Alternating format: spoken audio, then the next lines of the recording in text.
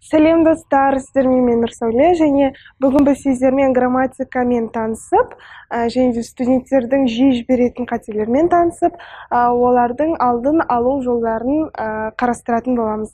Ал егер сіздер дайын болсаңыздар, ендеше сабаққа кірісейік. Сөйлемдердің дұрыс емес құрылымы біздің оқушылардың басты проблемасы болып табылады. Ағылшын тілінде сөйлем әрдайым бірдей құрылыммен құралады. Әрдайым бірінші бастауыш жүреді, одан кейін баяндауыш, ары қарай толықтауыш және де пысықтауыш жүреді. Бірақ кей жағдайларда ағылшын тілі бізге еркіндік береді. Мысалы, кейбір жағдайларда пысықтауыш сөйлемнің басында келуі мүмкін. Yesterday it was foggy and wet. Кеше күн тұманды және ылғалды болды. Мысалы, мынадай құрылымы дұрыс емес сөйлемді қарастырайық. Many of the students from daily teachers follow example. Ал құрылымы дұрыс сөйлем. Many of the students follow example of their teachers. Many of the students бұл жерде бастауыш, follow баяндауыш, example of their teachers толықтауыштың қызметін атқаруда. Толымсыз сөйлемдер әрбір сөйлемде міндетті түрде бастауыш пен баяндауыш болуы қажет. Ал сіз келесі сөйлемде қандай бір өзгешелік көріп тұрсыздар? From morning until night. Бұл жерде не жетіспейді?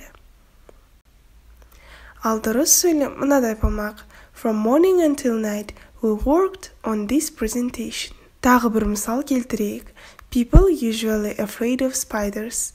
Бұл жерде не жетіспей тұр? To be етістігі. Дұрыс нұсқасы People are usually afraid of spiders.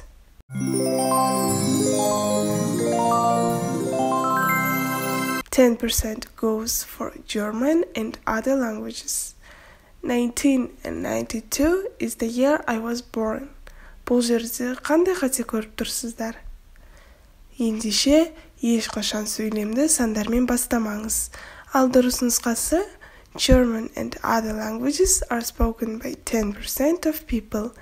I was born in 1992. Ал келесі бастауыш пен баяндауыштың байланысы. Сіз мына берілген сөйлемнен қандай қате көріп тұрсыз? Сіз және оны байқадыңыз ба? Ендеше, байқасаңыз, онда өте керемет. Ал байқамай қалсаңыз, ондай болса, айтатыным ағылшын тілінде әрдайым present simple'да жекеше түрде берілген зат есімнің соңына s жалғауы жалғанады. Онда дұрыс жауап мынадай болмақ.